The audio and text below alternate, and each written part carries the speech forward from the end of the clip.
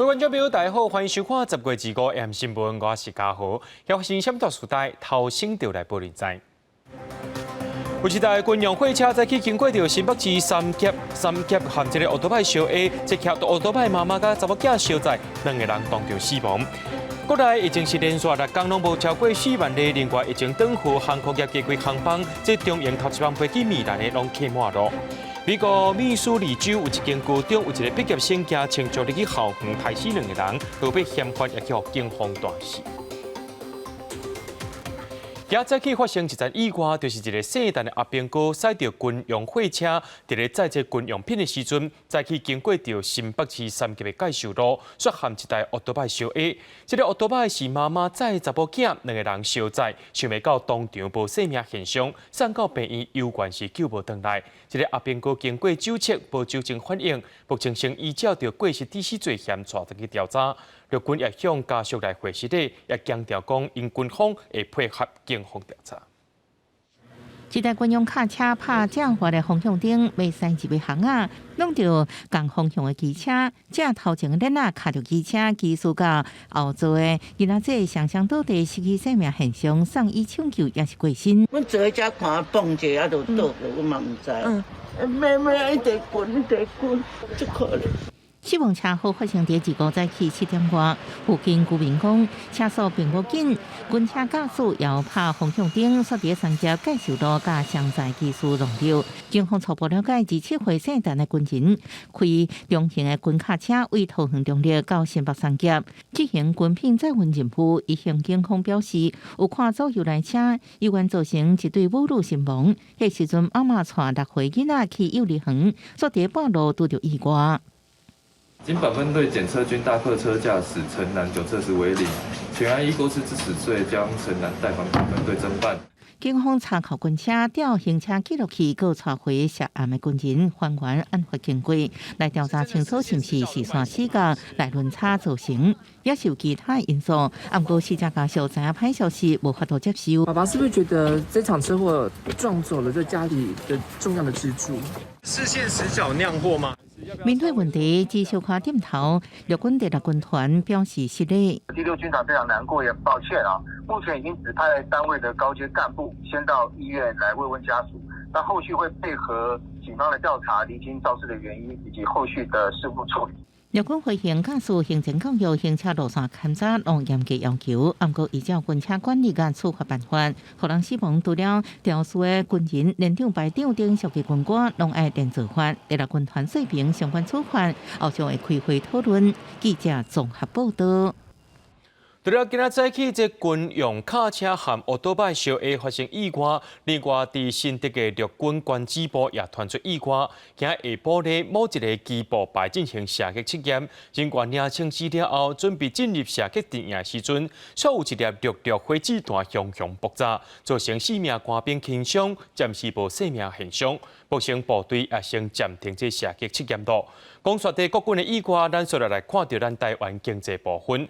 讲到这美股的4大指数伫收盘时阵拢起，不过今仔日的台股却是熊熊落落来，落190点，收伫咧12666点。这台积电股价也受到影响，落到371块，落4.13%，已经超过着金管会所发布的禁空令3.5%。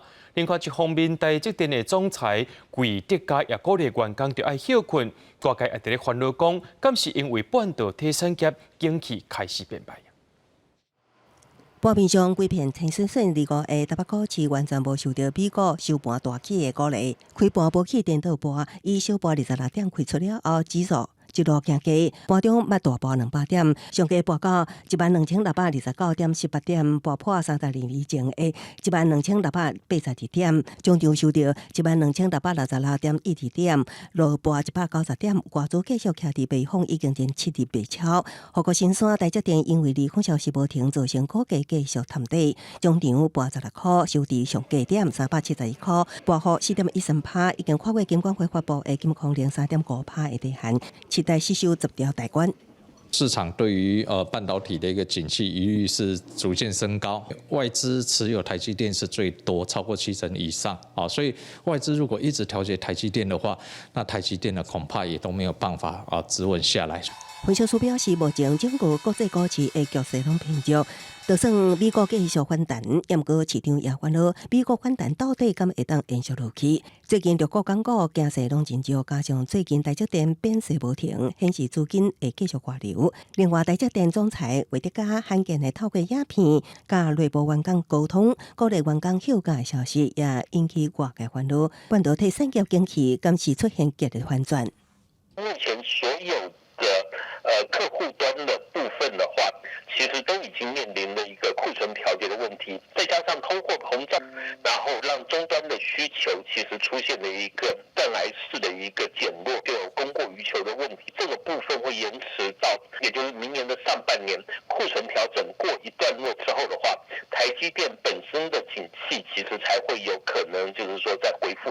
学者表示，今年第4季，甚至明年的顶半年，台积电伫5奈米制程，甚至是7奈米制程，应该会出现相同的现象。因为终端产品的出货量会继续下修，也毋过若客户端库存需求消化完，佮配合后半年传统大月来到，半导体整体景气有希望会出现一个先驱后跳的反弹局面。记者综合报道。来继续来关心国内疫情消息。国内伫今日增加39148个本土病例，连续6天拢无到4万例。因为讲到这中重症患者有53个人，死亡个案有42个，其中一个重症个案是一个9岁的查甫囡仔，伊毋但感染到武汉肺炎，也有肺炎链球菌，甚至是下肢发作，是国内头一个3种病做伙加起来个案，目前已经复原出院啦。讲到这防疫部分是搁再放令。交通部宣布，在1月7日开始，大众运输泵体温的机制会退场。不过，代替高铁伫年底进前设备会留伫遐，若只有需要旅客会当家己去泵体温。无论是坐高铁还是火车，民众爱先通过红外线热上仪，确认无发烧才当入站。不过，考虑新冠疫情转好，疫情指挥中心宣布，为11月7日开始，公共场所唔免搁强制量体温。我觉得发烧本来就已经不是一个必有的症状，所以不发烧也不代表什么，好像取消也没什么。密闭式的嘛，那如果有一个人，有得到我们不知道的，那可能我们就无形中也会受到威胁。新冠本土连续6天较无4万例，25礼拜二新增加39148例本土病例，中重症有53例，死亡有42例。重症个案内底年纪上细汉的是一个9岁查甫囡仔，本身无慢性病史，伊10月13破病，不过去诊所快筛是阴性，2天后因为喘气困难急诊 ，PCR 阳性确诊，高诊断有下肢发作，转入去加护病房。尾仔伫肉内底验出肺炎链球菌，是国内头一个3病合一的个案，好佳在经过治疗，已经治疗后出院。目前累积的儿童重症的个案数是254位，那死亡的个案数没有增加，仍然是37名。针对后个月放零防疫措施，交通部是讲会依照指挥中心的规范，取消大众运输强制量体温。不过代替高铁年底前也是会利用现有的设备，提供旅客自主量体温。即马挂嘴暗清洁消毒者的做法也是会持续执行。各宣导民众，若做有发烧症头，建议避免坐大众运输工具。记者综合报道。咱国内疫情渐渐伫咧稳定，中央航空今仔日就头一逝飞去米兰的航班，而且往回这机位咧拢袂甲空咯。因来讲到华航也等咧规划第4季要来增加5成航班，主要是要飞东南亚加东北亚，希望会当摒这边境开放了后的商机。另外，也有一间就是星宇航空也宣布讲，这12月开始要增加日本的航线。不过，观光学者也要提醒民众，讲疫情期间这机票限制较济。伫咧买进前咧，拢要注意相关的规定。米兰最区在第1区，黄喜桂冠商旅客可以登机喽。近25年，各开欧洲航线，东营航空首航米兰班机全满，飞程票也卖了了。原本伫2年进前就要开航线，煞拄到疫情，旅客拢等真久。我一定要去参观一下米兰，虽然它的时尚周已经结束了，可是还是觉得很开心。这条航线现在开始只有2班。但是呢，这个我们会积极来做希望能够班班满载。登行台北米兰航线每礼拜飞2班，下礼拜还佫开航慕尼黑。11月开始，伫阿姆斯特丹、伦敦、维也纳、巴黎、米兰、慕尼黑拢有直飞班机，是国际航空欧洲航点密度上悬。华航目前伫欧洲有法兰克福、阿姆斯特丹、伦敦、维也纳4大航点直飞。后疫情时代也慢慢增班，第2主力布局伫东北亚甲东南亚。来了，你们久等了，今天的主厨特餐鸡腿排。25开始，华航往返琉球航班正式复航，政府行业伫10月28开航。Okinawa 航线大家过去上爱的日本，依然是国际航空评价比争之地。观光学者分析，疫情了后航班量也未恢复到过去一半，短期真歹看到过去的超价促销价，爱注意机票的特别限制。即使你选到的是比较便宜的票价，可是它可能会在譬如说你开票之后，如果要跟动你的航班，或者是还有你如果要退票的话，它可能都会有一些费用必须支出。另外，第3航厦工程也继续进行，疫情进程原来1日航厦量能已经无够。交通部表示，3航厦会分阶段完成，虽然2026年才会全部完工，不过2024年北龙厅就会先完工开放，到时阵定期龙厅会增加，有希望疏解原来航厦压力。记者综合报道。这嘛唔通为着要升细条，煞伫咧开大条哦。这边境管制放令，移工对13开始入境比较一般旅客进行零加测检疫。不过，一寡移工若准是要服务65岁以上时段，或者是去协助这动静高风险者的家属移工，入境了后的7天自主防疫，有关是爱住伫咧旅馆。虽然劳动部逐工补助防疫旅馆一半的价数，不过这7天的薪水，雇主也是爱付。就雇主认为讲，安尼负担伤过大。替97岁失智的阿嬷抓铃，互阿嬷感觉真爽快。尤其阿嬷想要运动一下，家属义工翁仔原来会伫边仔斗相共，互较早住伫南部介意劳动的阿嬷，准讲即马互人接来北部，由后生甲义工伫照顾，嘛会当住甲真惯势。后尾食饭，伊就跑来，我又好个啦。阿嬷那个先生也全部很好。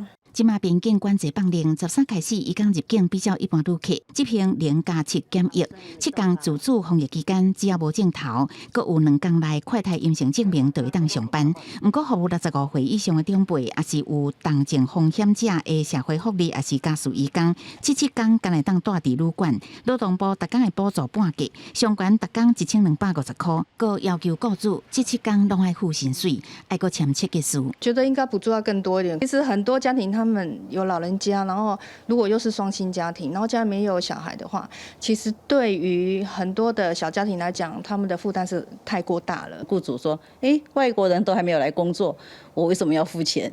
等等，都会有一些声音出来。负担变重，雇主叫苦连天，ក៏引起2个标准的争议，也甲政府是不是应该增加补助的讨论。雇主的负担太大了。应该要全额补助才对，半额的部分其实它没有一个很清楚的、具细的一个迷你的一个方案嘛。规定在0加7上路之后，天数没有改，金额也没有改。如果是在移工宿舍也有符合1人1室独立卫浴的话，那也可以考虑就是安排在这样的一个处所。虽然互雇主批评政府的做法，完全是互这些急需要家属移工照顾的家庭麻烦。不过劳动部是讲，较早移工入境住伫价数较悬的防疫旅馆，即马放令到一般旅馆，也当住移工宿舍，价数的选择也是有可能。记者综合报道。两化情势当咧紧张，陆军航特部早起伫屏东保力山进行空捕射击，出动阿帕奇直升机、乌鹰直升机进行实弹操演。陆军航特部强调，这是年度计划。而且国防部长邱国正进前也讲，若总有一个无细致代志会变甲真严重。不过有学者认为讲，是军兵伫短时间内被侵犯台湾，颠倒是会加强压制台湾军事。但是这国防部也讲呢，这中共一直咧军事行动当中强化拍台湾的作战准备。向山头北区发射30连炮，2.75寸火箭，阿帕奇攻击直升机点火力，精准击着目标。陆军航特部25伫屏东保力山展开空捕射击，航特部出动阿帕奇、乌鹰直升机轮流进行射击。因为中共20大落幕影响两岸局势，国军实弹操演特别使人注意。陆军航特部讲，这是按照年度计划在执行。正常的啊，因嘛是拢安排正常的啊，跟所以嘛是按这个工程国防部长邱国正进前坦白讲，两岸军情紧张，小可无细致代志就会真严重。不过有学者认为，习近平短期内未全面还台，是会加强对台军事压制。国防部回应，中共伫军事行动一直强化攻台的作战准备。它会借由一种针对性的战略布局，那么在军事行动上去不断的去强化攻台的一个作战准备，那么并且采取一种多元的这种威慑策略，就包含刚刚所提到的，不管是灰色地带的这种做法，或者是并同认知战。孙立峰指出，中共用文攻武吓累积对台作战力量甲压力，看俄乌战争的经验，认为要解决台湾问题，除了军事能力，还要考虑地缘战略、加政治经济变化等。国军以了解敌人、有敌人的威胁来练兵。记者综合报道。世界民主运动全球大会今日台湾开幕，而且有真侪国际人士来拜访。总统蔡英文表示，台湾绝对袂因为中国的威胁恐吓，就去影响到民主。颠倒是爱甲民主国家团结来对抗威权体制挑战。另外一方面，这乌克兰的国会议员卢迪克也来访问台湾，除了感谢台湾支持乌克兰，伊也声明讲会支持台湾对抗中共。世界民主运动全球大会自5日台北开幕，这不只是大会第一摆伫台湾举办，更是边境解封了后第一个国际动用级民主交流会议。去年诺贝尔和平奖得主也是委员会主席瑞萨发表开幕致辞时，学到台湾民主表现。And there is no better place to do this than in Taiwan, Madam President. It is where David wins against Goliath. 总统蔡英文表示，俄乌战争获大家了解，对着威权体制威胁的时阵，今年透过团结应应挑战，除了表达会支持乌克兰人民，也强调台湾袂因为中国文攻武吓动摇民主。However, even under constant threats, the people of Taiwan have never shied away from the challenges of the authoritarian interference.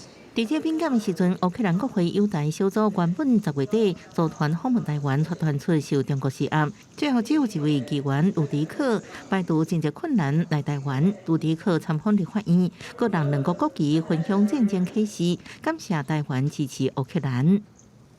We know your support. We hear it, we see it, we feel it. In this matter, hearing some dictators saying, "Oh, maybe you should stay away," is just ridiculous, because they want us to stay away, and they want that we will not.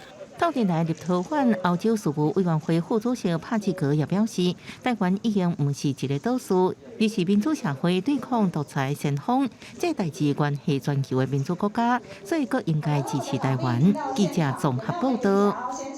所有观众朋友来看国际新闻，伫美国再发生这航空枪案，地点是伫个密苏里州一间高中，有一名去年毕业的查甫学生，拜夜就当枪冲入去学校内面大开杀戒，造成一个老师、一个学生来亡生，也有6个人受伤。警方赶到现场，双方发生政战，落尾这嫌犯去互警方断死。大阵白色警车赶到现场，阁有袂少学生囡仔家属伫华田区着急伫听候。密苏里州圣路易市一间高中，礼拜2早起9点发生枪击案。警方指出，迄个时阵校内有7个警卫分别驻守伫个入口，其中一个人发现有人想要为关起来锁条的校门走入来，就赶紧通报。警方随赶到校园。As kids were fleeing out of the building, they talked to some of the kids who told them that there was a shooter armed with a long gun. The officers began to clear the building, looking for the shooter. 根据现场看到的人讲，凶手走入教室了后，大声喊“恁拢爱死”，煞来就开枪拍死一个女老师加一个学生囡仔，阁有6个人受伤送医。其他学生囡仔看这情形，拢真青惊，有的躲伫教室，有的跳窗啊逃走。有一个真着惊的女学生讲，伊捌甲这个凶嫌四目对上，好佳在嫌犯伊的穿刷卡条的，伊才有法度逃过一劫。尾仔凶嫌原来去互警方拍死。Upon hearing gunfire, they ran to that gunfire, located the shooter, and engaged that shooter in exchange of gunfire. 警方查出，这个凶手是现年19岁，去年才为这间学校毕业的哈里斯。不过，警方并无讲这个凶手到底是安怎入去校园，杀人的目的也有待查清楚。这已经是美国今年第40件造成伤亡的校园枪击案。上严重的一件是发生在德州伍华德的小学，造成21个师生死亡。迄个时阵，警方反应上慢，需要互大家批评。公司新闻詹慧敏编译。缅甸军方礼拜对北部的克钦邦发动空袭，迄当时咧克钦独立组织当咧举办成立62周年音乐会，现场有几落百人，上无有80个人伫咧空袭当中来往生，也有100多人受伤。这是缅甸当局自去年政变以来上届大规模的镇压行动。联合国驻缅甸办公室已经发出声明表示，无法度接受缅甸军政府的镇压行动造成这个无辜百姓白白来往生。事故现场早甲一片如苍苍，这是缅甸北部克钦邦帕卡镇克钦独立军的训练基地。礼拜日暗时，当地原本咧办音乐会庆祝克钦独立军的政治组织成立62周年，现场有300到500人，想要到向下空袭摧毁一切。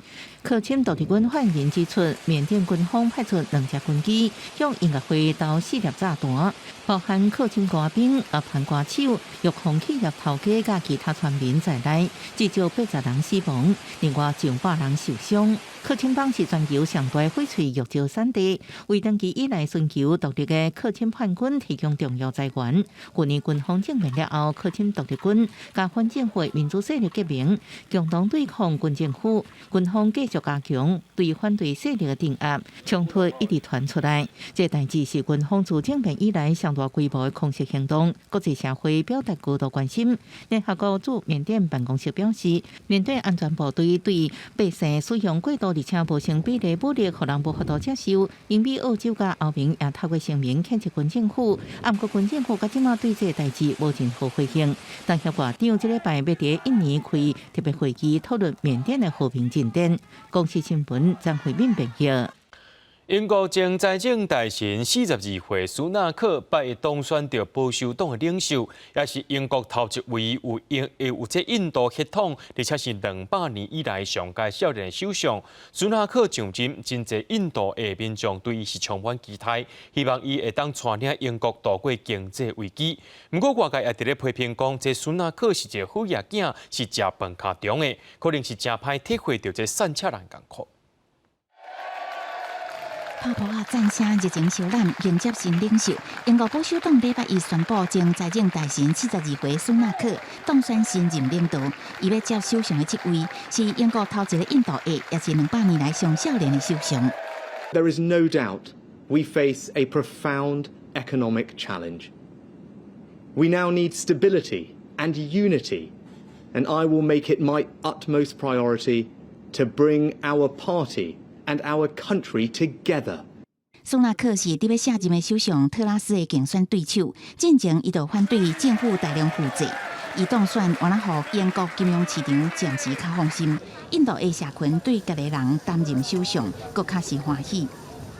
It's almost a watershed moment. The first time a person of Punjabi descent, a person of colour, to ascend to the office of Prime Minister. Really excited that he's our Prime Minister because he's our first brown Indian Prime Minister, and I really hope that he'll help us with the cost of living crisis. 苏纳克的父母是印度移民，爸爸是医生，妈妈经营邮局。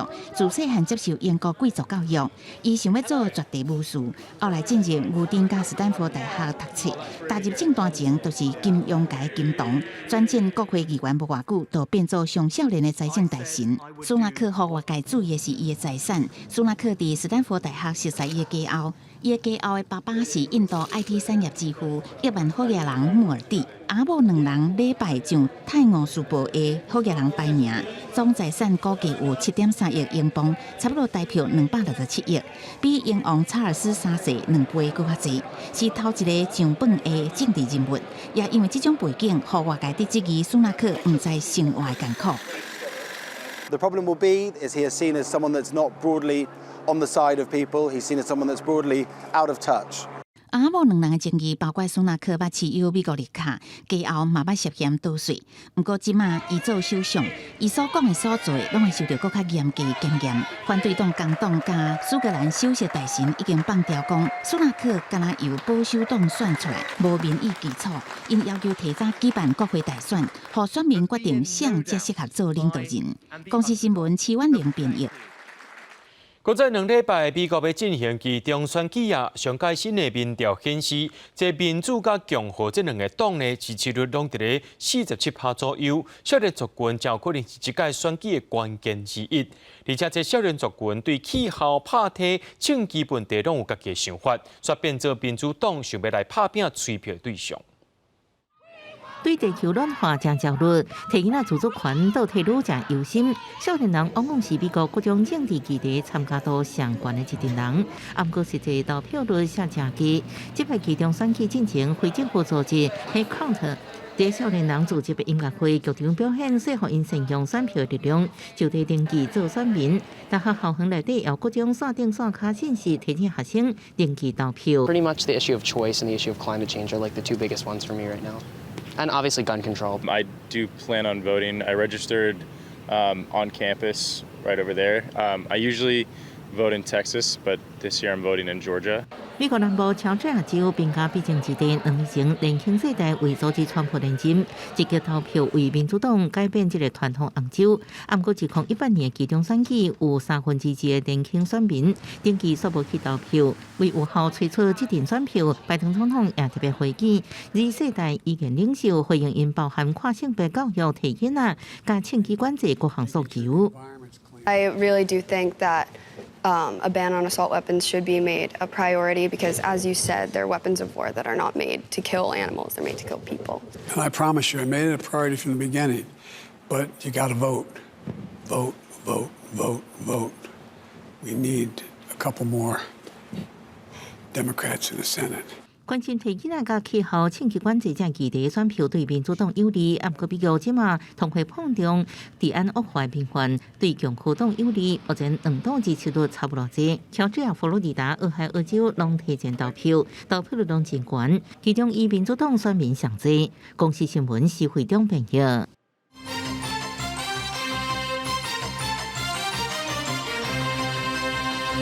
1月26日要进行9合1大选咯，咱来看这南投县长的选战。国民党候选人柯淑华出席县政府举办的感恩说明会，伫现场送泡面碗做宣导品，却去互民进党的议员候选人告发涉嫌犯着贿选罪。这县政府表示，现场是公开场合，无得控制候选人要徛倒位。民众办对等领泡面碗，国民党南投县长候选人柯淑华伫边仔握手讲拜托。南投县府这个月伫南投市平和里举办南投县长林明珍下证感恩说明会，民进党南投县议员候选人詹宗凯指控泡面碗市价360块，林明珍柯淑华相关贿选罪，临时告南投地检署告发。全台湾唯一敢用公款公然为国民党候选人辅选的，就是林明珍。地检署已经受理，国县府澄清下证感恩说明会，为7月11日开始举办，到达已经有130场。会后由县府人员发送宣导品，无选举具有刑求，发送的时阵无法度控制候选人徛伫倒位。说明会完了以后，我们会发送这个宣导品，但是候选人要怎么去，我们都不晓得，因为我们这个场合是一个公开的场合。并不是说谁可以去，谁不能去。南投县前进入白热化，除了法律战，也有抗战。民进党南投县长候选人蔡培福批评，国民党伫南投执政17年乌金东渡，需要改变，也毋过柯淑华反击，对手最后一直拍目睭战，是到无波通边的地步。李朝清、林明珍、许淑华黑金当道，所以我们要阻挡黑金复辟。我必须告诉大家。阻挡黑金，终结黑金，南投才能改变。栽赃跟抹黑，实际上呢，我觉得可以看得出来哈，这个蔡培慧现在呢已经进入到最后阶段。我们讲台语讲说在喝白虎汤了，白虎汤爱啉了，因为看得出来他已经是无计可施了。9合1大选最后阶段，剩1个月，南投县长选战激烈攻防，哪条双方拢希望以上指控掌握话语权，不过对民意只是想。只会当等到投票日才会当知影。记者综合报道。无记要传承，除了民众家己有意识以外，也着需要这政策来斗相共。台基亲子共学团甲理工局台基文教基金会提出语言平权承诺书，希望这政治人物着要重视本土语言教育，扩大囡仔使用母语的机会。新北市长候选人林佳龙表示，当选了后会更加注重母语政策甲本土的文化。现任市长侯友宜阵也是表示，新北市已经有28间的幼稚园实行台语教育，市长也鼓励大家爱加讲加学习。我想要台语学校。小朋友一字一字讲出唔愿母语失落去的心声。台语亲子共学团甲理工局台语文教基金会提出语言平权承诺书，希望各县市的首长，尤其是参加竞选的候选人，会当重视有传承危机的本土语言。阮希望会当各县市的这个县市长候选人来签署这个语言平权的这种政策的承诺，因为这需要各县市伫地方运用地方的这个行政首长的权来推动教育。理工局台语文教基金会认为，若设立台语专班，也是台语共学的基地，会当互国家语言发展法真正伫地方生根。台语共学团嘛站出来，呼吁爱重视囡仔使用母语的权利。阮其实是希望会当去推扫到，就是伫体制教育内底，会使会使注重阮即个母语囡仔的受教权，啊，阮就是希望政治人物，就是伊会使有一寡语言意识。新北市长候选人林佳龙签署承诺书，讲要为新北市开始将母语政策翻新搁翻新。现任市长侯友宜竞选办公室发言人陈碧涵表示，新北市已经有28间幼儿园实施台语教学，市长嘛鼓励大家加讲加学习。记者麦上永增派文台北报道。新北北九条，如果这变做是选举的第在路，这国民党新北市长参选人林金莲今日开记者会批评讲，这棒球场争议较大，有关无人出来打责任。另外一边，民进党是呼吁政治就要退出球场，运动的部分和专业来处理就好。开12亿经费打造的新北市立棒球场，进前品质出问题，先做这届市长选举的各候选人攻守焦点。国民党参选人林耕仁25又搁针对棒球场目前改进工程提出质疑，讲代志发生2个外话，拢无人出面负责。那到今天都还没有人因为这一场这个不安全的球场来负责任，预算暴增，然后所有的这个弊端都还没有把它找清楚。民众党候选人高虹安嘛讲，外界真关心棒球场目前改善的进度，相关单位应该爱对外讲清楚。面对这个全民的一个检视，然后大大方方的让大家来看，来了解新竹市棒球场到底12亿的改善进度到底到了哪里，是否还要追加预算？我觉得这才是他们要回答全民的问题。针对南北两方的质疑，民进党是翻头指出，棒球场改善工程是邀集球团专家，逐工拢真认真进行整修工程，批评政治不应该来干扰运动。希望让球场的工程能够回归专业、竞速，而且很专业的来进行，不要让球场变成了特定候选人用来做选举操作的舞台。新北棒球场自选举开始，就成做各政党讨论话题。随投票日愈来愈近，这项受外界关心的议题，嘛继续受到关切。记者杜君和新北报道。这月日除了要选这县市首长、议员、里长以外，还佫一个是18岁公民权受限案的复决公投。有民间团体调查显示，讲这民众对18岁公民权的支持度是有提升，不过也是有4成外的民众唔知影有这项公投。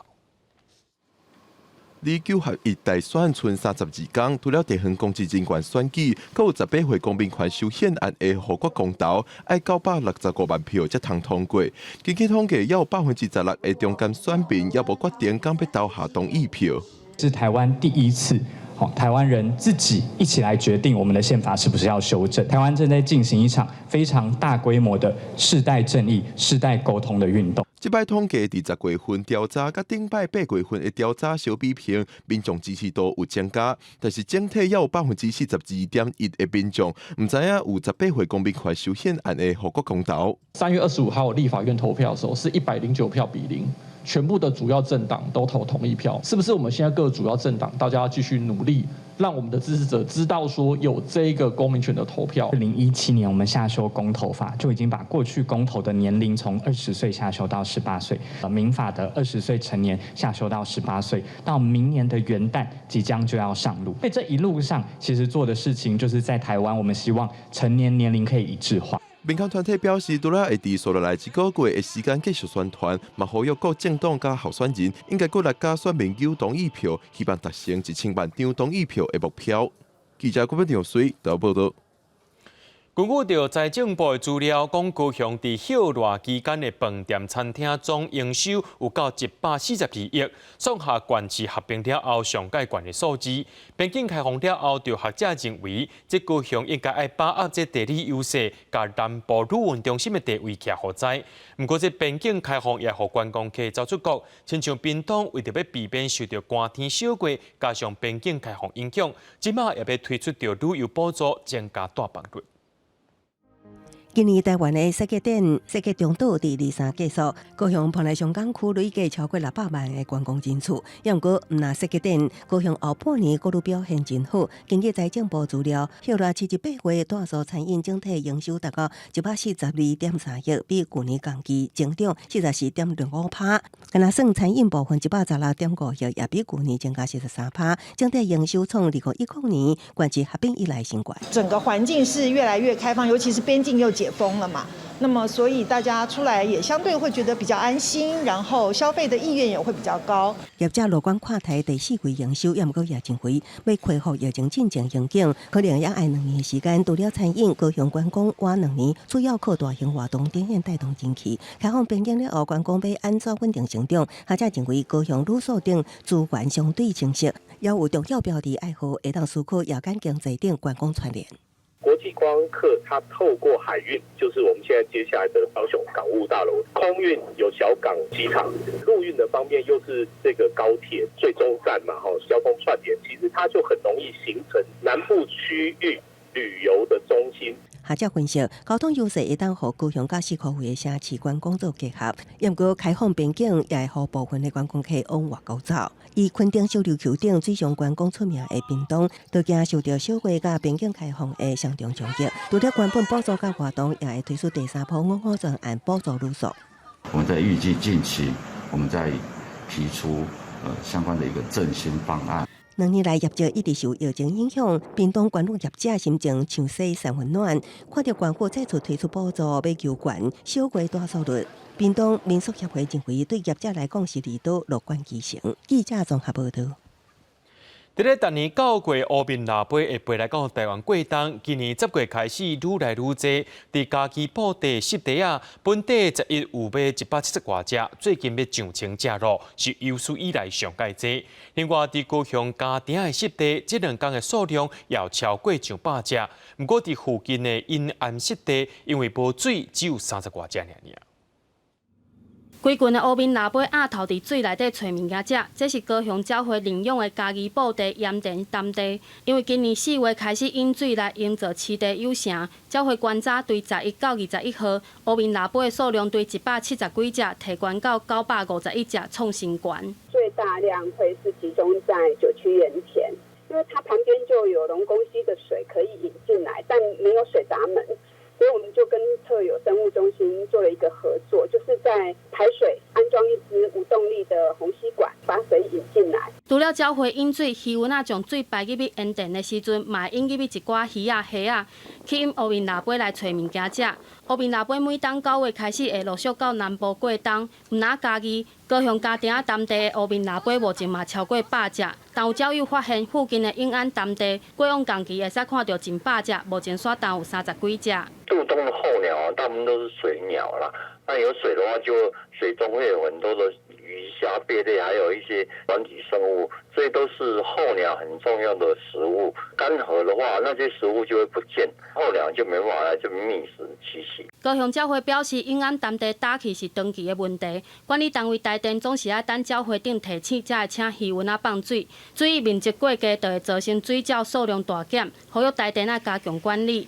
台电回应，因为今年降雨较少，所以渔船供水嘛减少，已经展开抽水补水的作业来改善。记者陈焕武、柯正俊南部报道。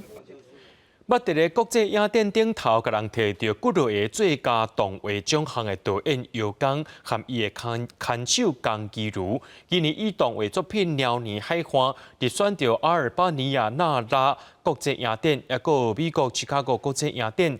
这部作品是以12生肖竞赛失败鸟做主角，是伫咧探讨生命当中的遗憾。带观众朋友做回来看。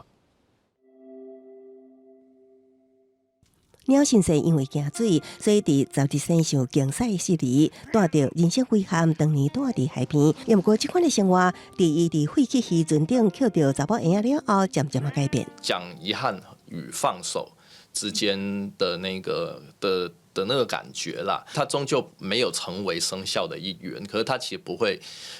把这个遗憾一直放在心里面了，比较像是遗憾，它也是存在，但就是与它共存。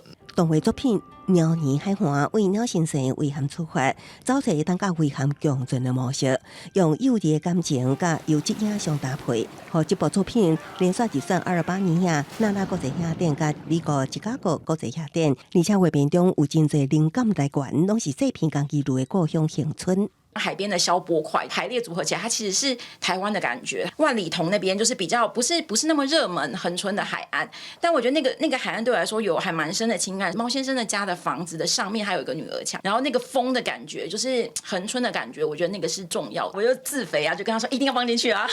该作品经过3年多的时间打造，唔但探讨生命过程中的遗憾，也有对故乡丰富的感情，更较互台湾风光以动画方式提升到国际舞台。记者综合报道。台湾雕刻家前辈黄土水的作品《少女》，伫1920年的时阵，捐予伊的母校大稻埕公学校，也就是即卖的台北市太平国小。这国宝级的雕刻是要安怎来保存呢？也引起众人的关心。伫各界帮助之下，学校即卖也规划一个空间，称作是博物馆。这黄土水的作品也会当开放对外参观。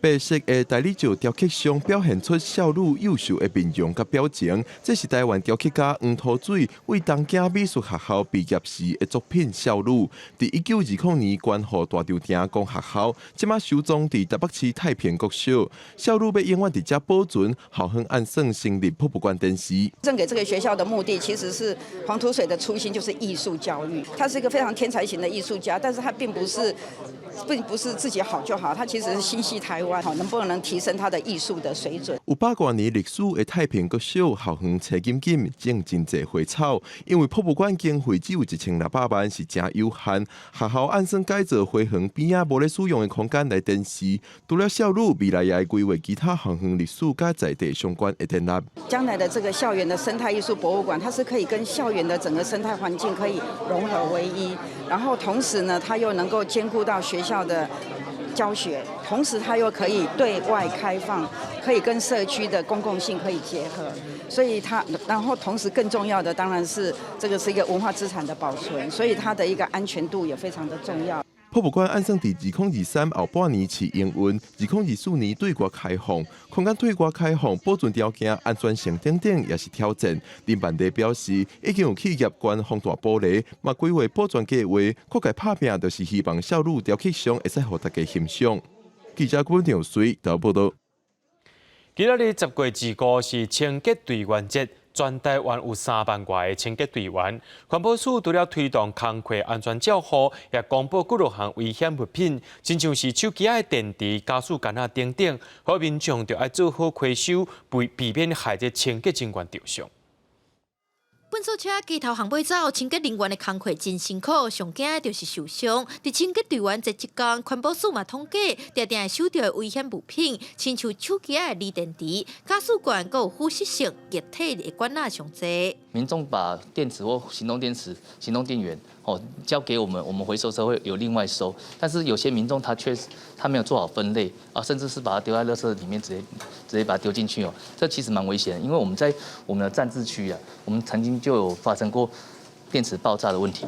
画面内底扑白烟的起因就是锂电池爆炸。清洁队员表示，因过几个月就会收到一两件锂电池。另外，环保署进前嘛统计伫中秋节前后收到7万地本数，内底有400个加速管等等的高压气体的干仔，呼吁民众应该落实回收。民众的垃圾袋里面疑似有这些没有经过回收的，像瓦斯罐或是一些玻璃罐等等。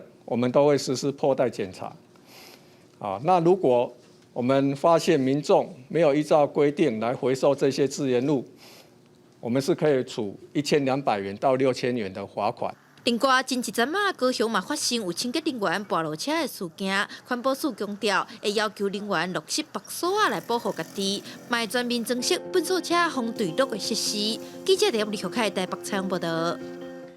伫咧台东的延平乡发布部台东介治所呢，结合在地特色，所以这外口有一片3公顷的梅花鹿园区。不过这梅花鹿真歹饲，到去年只剩4只的鹿仔宝。不过今年9月到10月，管理员发现讲，这鹿仔妈妈阁生4只鹿仔囝，或者园区增加陪酒热烈气氛。台东介治所管理员利用工作休困的时间，上山采梅花鹿爱食的鹿仔树，等入去梅花鹿园区，同时甲树篮叶手，招梅花鹿出来食。梅花鹿行出树篮，到管理员的面头前食鹿仔树，不过敢若4只鹿仔宝出来。后来园区附近可能有人甲车的影响，竟然走出一堆梅花鹿，其中发现有4只鹿仔囝一直对鹿仔宝。管理员讲，这阵鹿仔囝才拄啊出世无偌久，鹿仔宝为了照顾鹿仔囝，会比较早更较敏感。9月母鹿生2只，10月另外一只母鹿又生2只，也就是说各生双胞胎。管理员讲，梅花鹿一届敢若生一体，一生双生是真难得的情形。佮讲梅花鹿差不多7个月至8个月就会生，小可算者应该是去年11月，走一只鹿仔公甲鹿仔宝做伙生落来。台东介治所是讲，园区的梅花鹿自然生产是一件喜事，也当当作收容人性命教育的现身教材。也是希望借由养鹿那这个让收容人了解到一个生命的珍贵，是一种生命教育的展现。园区收容一只鹿仔公伫团东接待所，今年7月就破病死去因为梅花鹿是野外灭绝物种，伫全国各地陆续拢伫做人工复育。台东介治所是讲，会甲当地社区共同照顾这4只细只鹿仔，互因健康长大。记者综合报道。有一种头毛的美容品，叫做直头毛膏。美国的国家环境卫生研究所最近发现讲，这款直头毛膏的成分呢，会增加子宫内膜癌的风险。伫美国，就一个34岁癌症患者，向生产的公司巴利莱亚提起民事诉讼，要求爱赔偿。珍妮佛·米切尔伫律师甲家人陪同之下召开记者会。32岁米切尔4年前伫先用门诊意外发现家己得到子宫内膜癌，伫接受全子宫切除手术了后，生囡仔的梦想从此就破灭。I'm 32 years old right now, and I'm still feeling that void of not being able to bear my own child. 米切尔为10岁开始就继续使用直头毛膏，不过伊并不是特例。根据美国国家生物技术资讯中心调查，超过3分之2的非裔女性常使用直头毛膏为头毛做造型。国家环境卫生研究所17发表的新研究，追踪33000多名35到74岁女性使用直头毛膏的状况，发现过去1年使用直头毛膏4摆以上的女性得到子宫内膜癌的几率，比唔捌使用的人高2倍多。Because of the marketing from these corporations that should have known the harmful effect that these chemicals were having on their customers. 这项研究显示，直头毛膏化学成分甲子宫内膜癌得到风险之间存在关联性。米切尔代表律师团接到几件律师案件，律师认为巴黎莱雅集团至少伫2015年就掌握伫土摩果的成分有害健康的资讯，不过并无适时的通知消费者。I am the first voice of many voices to come. Stand up to these companies and say no more. No more. 这件民事诉讼案有假要求巴黎莱雅美国公司支付原告的金钱损失甲医疗费用，目前巴黎莱雅还未做出回复。公司新闻张淑芬编译。乌克兰是1991年苏联解体了后变做一个独立国家，也因为历史的因素，长期以来受到罗西亚文化影响。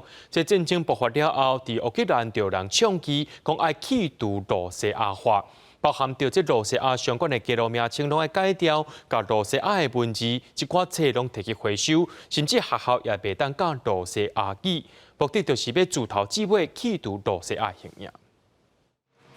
过来的志工，当伫乌克兰首都基辅的街仔路，甲一寡甲罗西亚相关的路牌拆掉。因为基辅市议会最近表决通过，要将142条甲罗西亚有关的街仔路的名改掉。未来会阁有300几条街仔路拢会改名。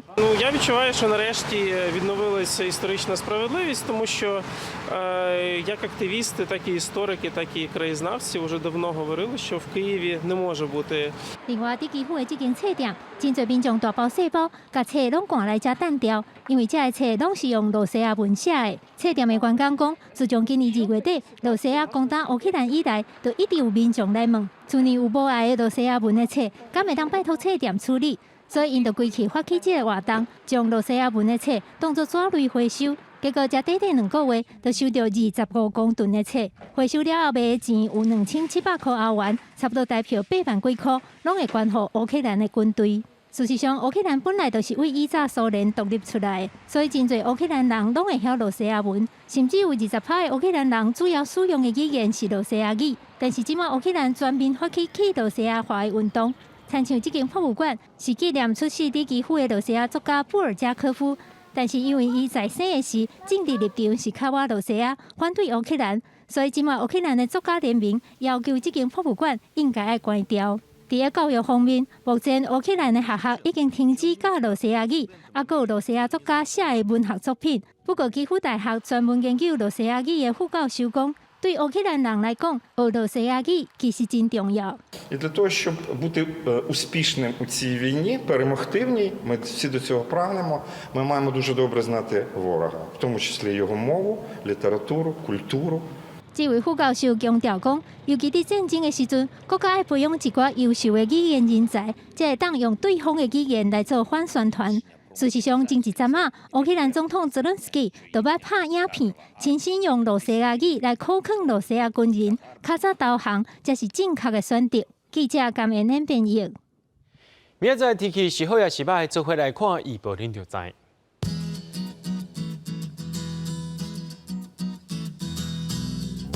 宜兰到新竹对19度到26度，苗栗到云林对19度到29度，嘉义到屏东对20度到30度，宜兰花莲台东对18度到27度。平湖金门马祖对18度到26度。感谢各位观众朋友收看今日暗新闻，我是嘉豪，明仔载暗时7点咱再相会。